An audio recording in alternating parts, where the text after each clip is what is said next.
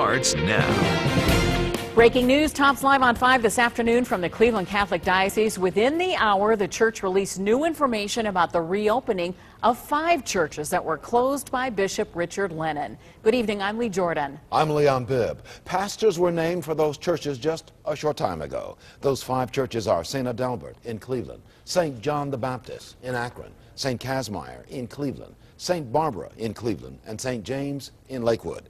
News Channel 5's Michael Baldwin is at St. Casimir Church. Michael, you talked with parishioners from another church where the congregation is still waiting for the news. I did, Leon. Actually, we're over here at St. Emerick, and this church was not on those 5 that were just named by the Cleveland Diocese, and neither were the folks over at St. Wendelin. And they told me they just can't wait until they can go back to their spiritual home. Hey, Slovacy. Eddie Ferenc has been singing the Slovakian national anthem at St. Wendelin Church for a long time. Over 70 years. But right now, he and Jim Straczynski feel like kids at Christmas. Wow, holy kielbasa is all I can say. Soon to be locked out no more. I have a bolt cutter. And you know, there's one door that we can get open about a couple inches, and we've been tempted to. And from where we were 2 years ago to where we are today, we're going to be back inside soon. That's something that we never even thought would happen. 11 of 50 churches took on Bishop Richard Lennon's decision to shut them down.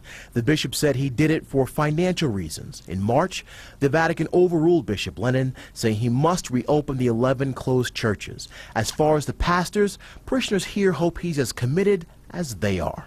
At this point, I don't care who the pastor is as long as we get one, so that we can open the doors and get back inside. So we want someone that's going to be very people-oriented, a very good administrator, and just someone that really knows that we love this parish, we care about this parish. Normally, churches could have multiple masses during the week. At this point, parishioners say they'll take whatever the bishop gives them.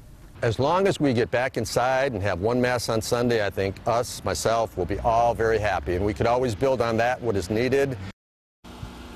Now, the folks over at St. Wendelin told me they had about $1.5 million when their doors were closed. The parishioners are hoping they can get that money back. But at this point, I'm sure they just want to get back inside their house of worship. Live in Cleveland, I'm Michael Baldwin, News Channel 5. Thank you, Michael. And there's more on this story. An in-depth coverage of the story this night. 11 churches in all will be reopened. All of them appealed to the Vatican after being shut down 3 years ago as part of the diocese's reconfiguration plan. We have the specifics on today's announcement now. The new pastor at St. Adalbert will be Reverend Gary Chamora. At St. John the Baptist, Reverend A. Jonathan Zingales was named pastor. Reverend Eric Orzak will be the pastor at St. Casimir. Reverend Joseph Helinski was named pastor of St. Barbara.